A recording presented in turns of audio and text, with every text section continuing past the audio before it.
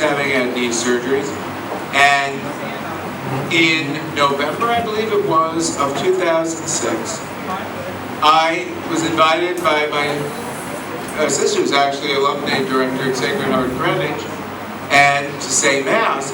There were 3 members of the Order of Malta at the Mass.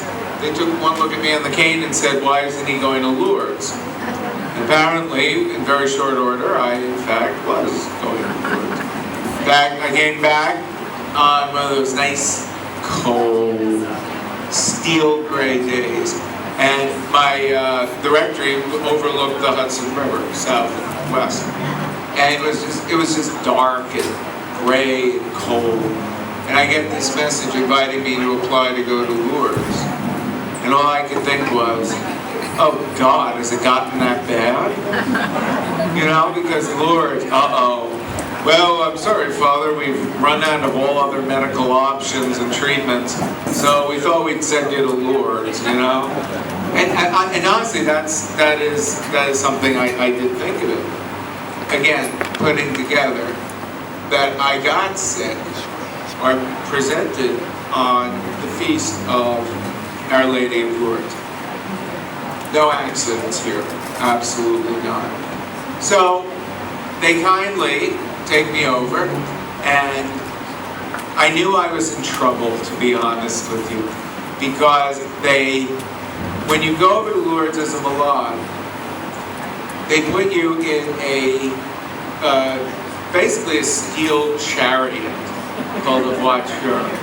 And, you know, at first it's uncomfortable, but then you kind of get used to being treated, you know, like a Roman emperor. So and there were some chariot races involved, you know, but we won't go into any of that because it was probably not pilgrimage related. But anyway, so here I am in a country, France, I've never been in a church I've never been in, and they rolled me into the Rosary Basilica, and I had a complete freak out. So I was more comfortable there than I was in any of the parishes I'd been assigned to. And I liked the parishes I was assigned to. Well, on the way home, I had not turned off my cell phone as directed by the cabin staff. And so we were somewhere over western Long Island, and I get the phone ring. I'm embarrassed, the phone ring. I thought it was my dad calling to tell me he was picking me up. No, it was the personnel director telling me I was going to be transferred.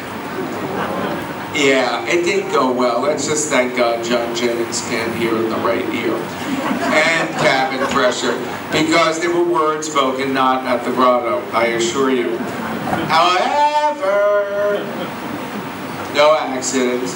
That also meant that I was going to be able to go on the summer pilgrimage to Lourdes. And so things happened, and through several hints from on high, I accepted the Jean Jagan assignment. And one of the reasons is because the Albany chapter had sent me a barbecue invitation at the Jean Jagan residence on Jean Jagan Street. So after about 3 or 4 things like this, I called Father Benedict Rochelle, who some of you would know, and I was like, Father Benedict, they mentioned this Jean Jagan thing, and I told him everything. He goes, Bob, how many more reasons do you need to go? Just go. Anyway, so blame him. Well, the Order of Malta at Jean Jagan became very prominent, and my ministry as a priest became what I call actively different. Now, to a casual observer, this is could easily turn into one of those, if you put your mind to anything, you can do it, right? No.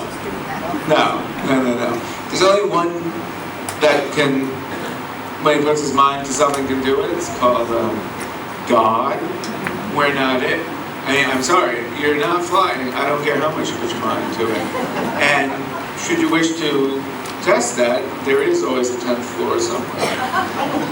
Which I advise you not to, by the way. But it's funny. people who have to deal with stuff in sickness, in themselves or in each other, they're not fooled by that. No. Yeah, you tell it, I'm in kindergarten, I can do anything I want in life if I apply myself to it. You don't hear college graduates saying that, do you? That's why we have the world we're in today. The kid turns 18, but you told me I can do anything I put my mind to. Well, we lied. We wanted to give you a happy memory of something, I guess. I don't know. But the thing is that when there is something wrong, it's wrong. You can't ignore it. You shouldn't. It's kind of foolish. And so, yes, you always hear, climb every mountain, or to dream the impossible. What happens if your theme song is mine? I want to be sedated because there are times, let's be honest, you don't want to climb any mountains, you don't want to ford any streams. In fact, you want to call the doctor and say, I want to be sedated for a while. Oh, Father, no. Yeah. And it's funny because there are those difficult times that nobody wants to talk about it, right? The last thing you want someone to do is when they say, hey, how you doing? Is hear the real answer sometimes. Hey, how you doing? I'm not really doing well. The meds are just not... Oh, I'm sorry, I have to go. Let's be honest. And that's okay. That's okay, that's part of it. We know that. And we know that, things are different. It happened the other day where we were going into a restaurant and I'm obviously operating this chair by myself, and the maitre d' or whoever said to my parent, I think it was my mom, said, now, do you think you'll be able to navigate through the tables and chairs? My mother would say, he's right over there, why don't you ask him? and unfortunately, because, I want to play nice, even though they don't know I'm a priest, it's the old nursing home joke. You go to see someone in a nursing home, and you say, Mary, do you know who I am? And Mary responds, I do, but there are people at the front desk who can tell you. Right? Or, poor John the Baptist's father. Remember when the Lourdes struck him so he could not speak? So what did they do? They made signs to him to ask him what he wanted the kid to be called. He couldn't speak. He couldn't. Why? Because people don't react to the difficulty. You don't want to. And it's quite fair, we don't want to show it. Yes, the power chair is cool. There's no question about it. But, there are some things that, as the dominoes start to fall, So no, I can put my mind to it. I could walk across this room. I don't think it would look very good. It would not inspire anyone. And those of you with medical training would be a little upset. You know what? Guess what all that's called out? Everyone's got their own little, drama play they can play out, right? But you know what? It's not drama. It's reality. It's called suffering.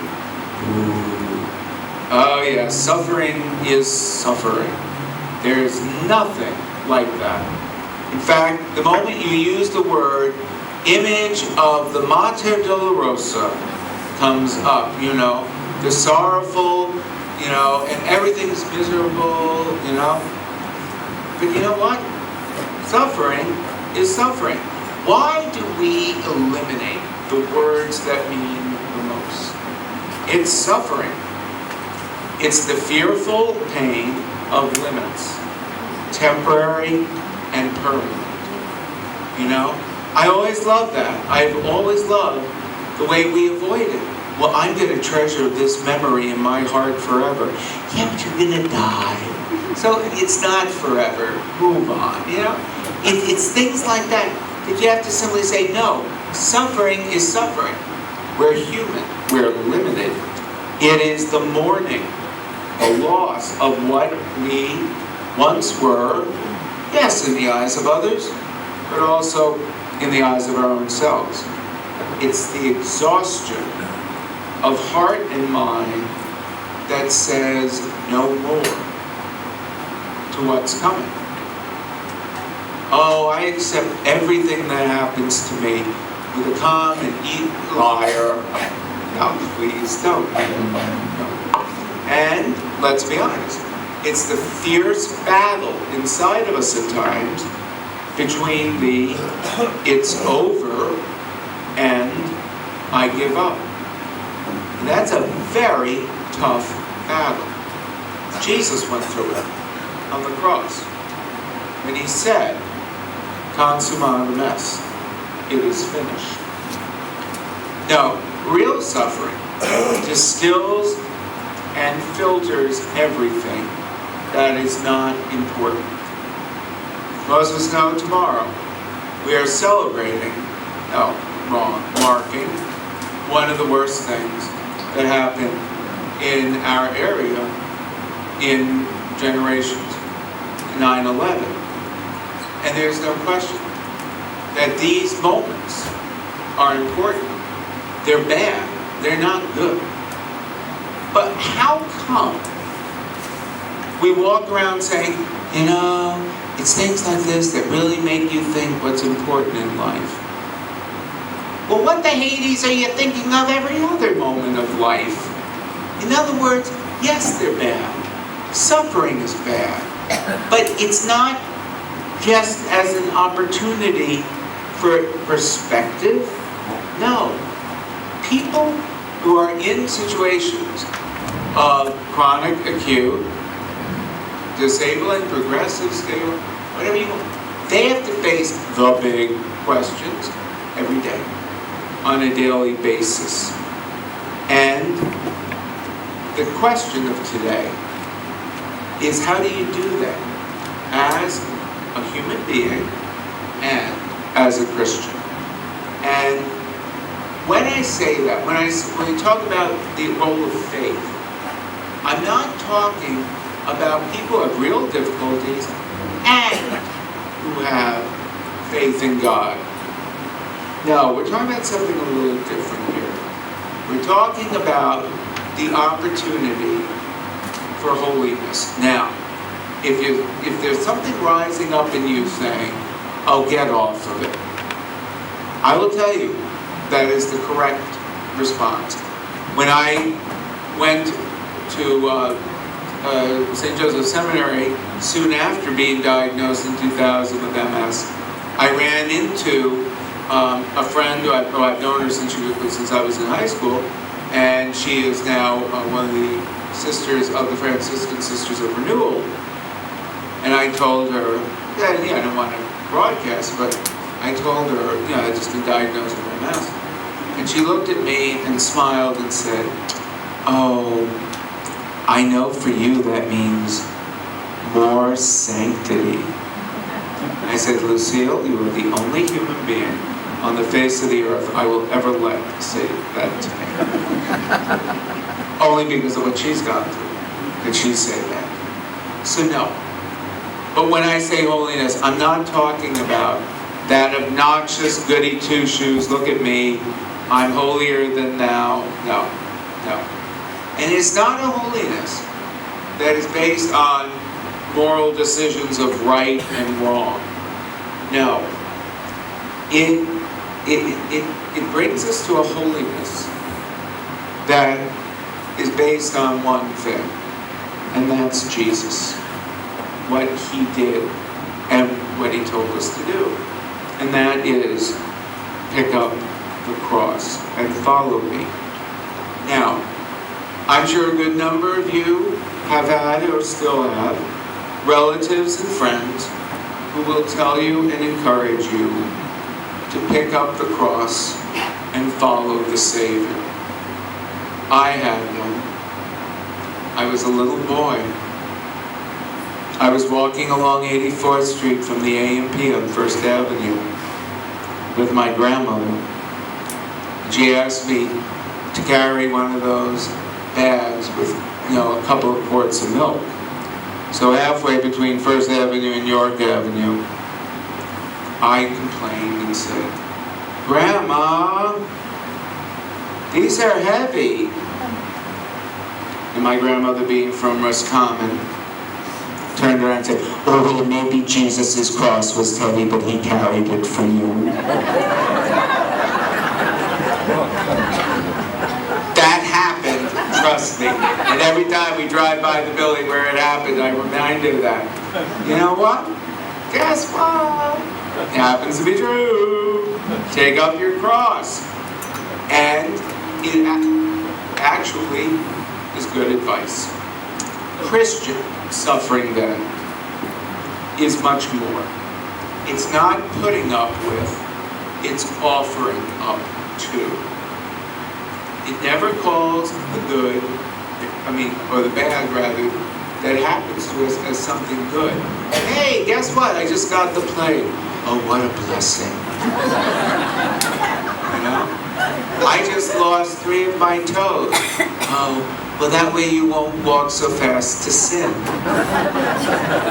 That's not Christian suffering. That's just stupid. No, Christian suffering says, take it up and offer it up. And the truth is that is what Christ actually did for us. He took up the cross and he asked us to do the same. But here's the thing, he did it for real. It wasn't a pretend thing. It wasn't a spiritual, placebo or something. He picked it up. Happiness then is the acceptance of reality as it is.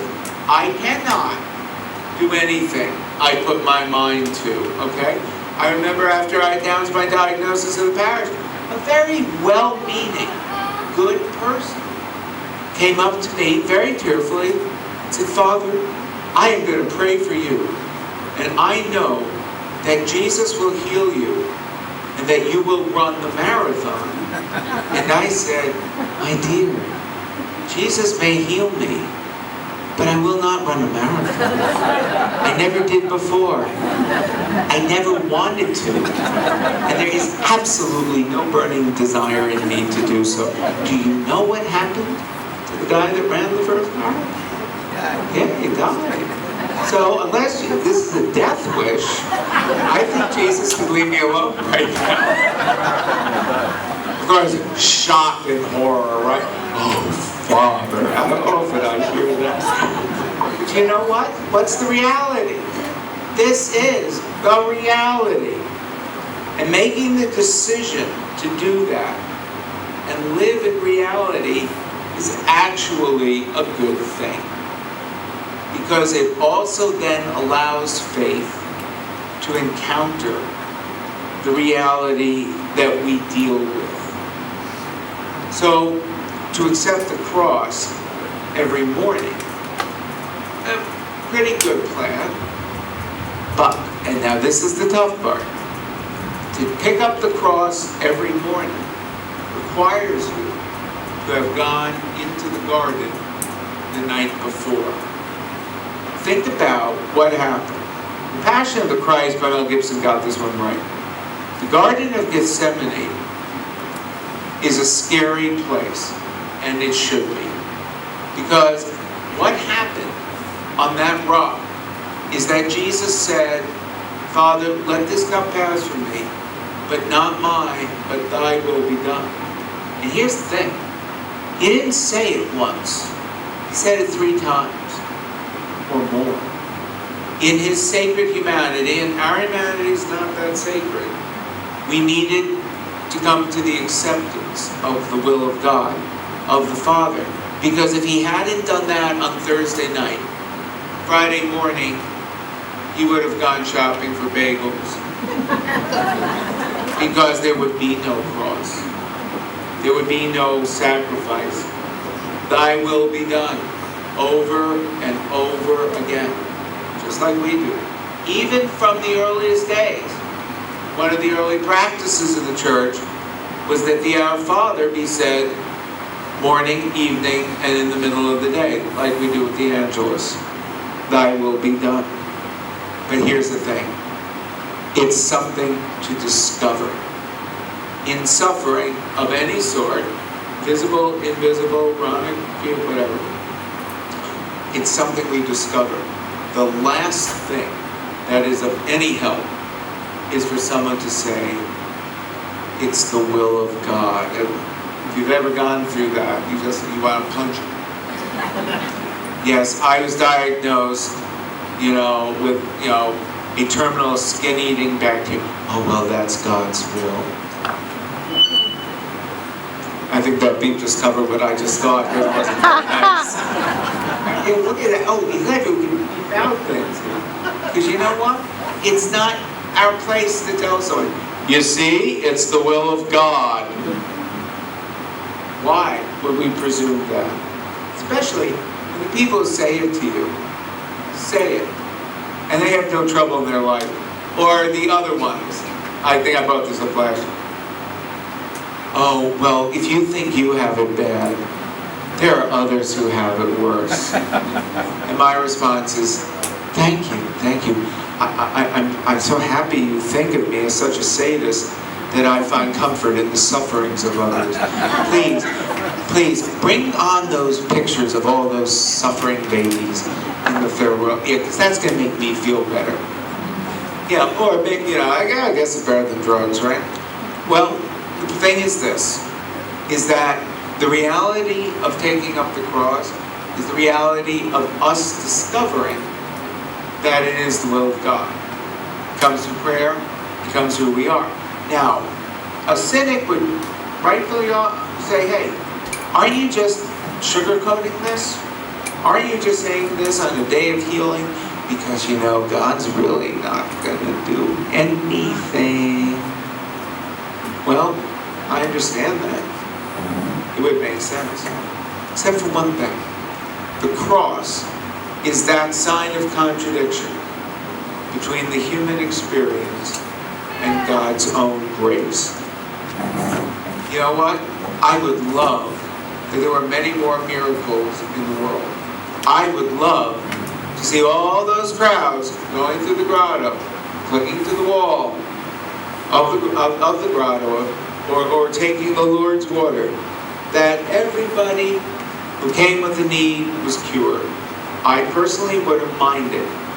Wouldn't want to go back to work full time, but that's something I have to bring up with Cardinal Dunn. Hi, Eminence, Our Lady. Okay, I got healed, but I think we really got to take it slow on this one. You know what? We met people healed at Lourdes. In fact, on one of the summer pilgrimages, I met number 61. I actually wanted to get her Yankees. I'm sorry. A Red Sox. No, I'm sorry, you're the good people, right? So the Yankees, I would have, sorry, Aurora. You know what? It is real, but here's the thing. What is the will of God? It's interesting. Because miracles are for public. Healings are personal. It's a difference. Father Casabalesa, one of the great papal preachers under Pope John Paul and Pope Benedict, made that distinction. And what is then the assurance of healing? It's this. Do you really think that the God who made you, at the God, as I said in the homily, the God who made the rock of Lourdes, who made the difficulties we face, is unaware of what it is that we're dealing with? Isn't the assurance of Emmanuel, that God is with us, one of the great discoveries of healing? And don't we discover thereby the solidarity, the communion of saints, of those who bear the mark of the cross, whether visible to themselves or others or not? No, that's the family resemblance. And by the way, what's the first thing we do at baptism? We trace the sign of the cross on the child's forehead. Yes, there's isolation that comes with any sort of suffering, no question, whether it's self-imposed or unavoidable. But you know what?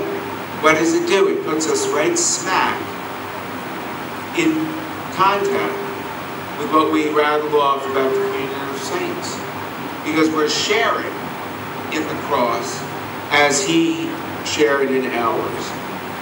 So what we do on a day like this is we consider that, we value it, and we present it before God. What about those who are called caregivers? Well, look at Cain. Am I my brother's keeper? And we look at Simon of Cyrene. Isn't it interesting that the caregiver answers Cain's question, am I my brother's keeper? Because the answer is, yes, we are.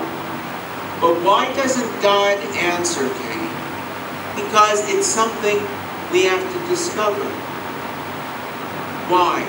Because remember Jesus himself, just to make it clear, you want to know what God looks like? He was hungry, and you gave him food, or thirsty, you gave him drink. It's one of the most annoying Gospels to read.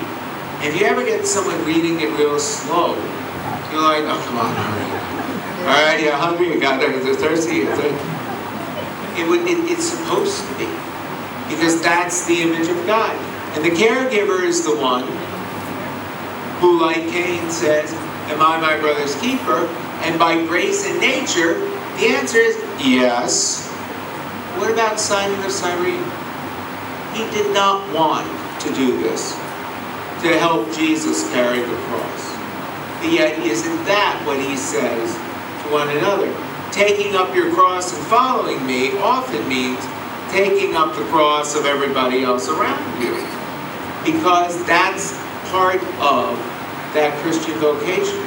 So we're not just and for those of you who are caregivers, have you ever heard politicians especially talk about how caregivers should be valued, honored, and compensated?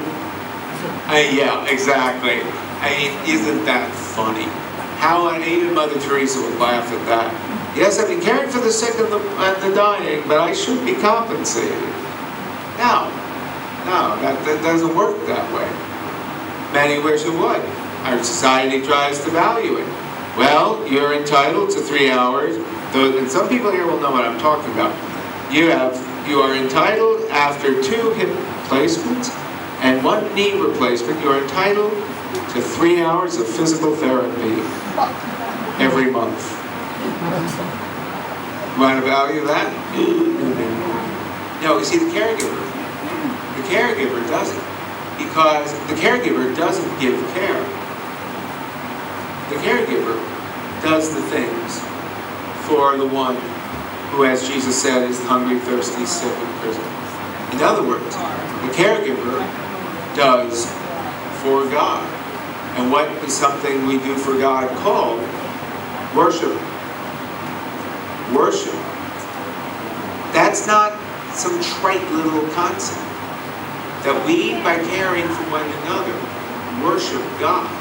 Not just with words. We do as well, but also the service of one to the other. In the name of God is the worship that God requires. That doing justice, that loving mercy, and that walking humbly with God. So every caregiver now has a title, a little medal, badge. In fact, you can get a certificate. But you sit there and say, why? Why bother with something? Especially as caregivers. At and again, this is where the honesty comes in.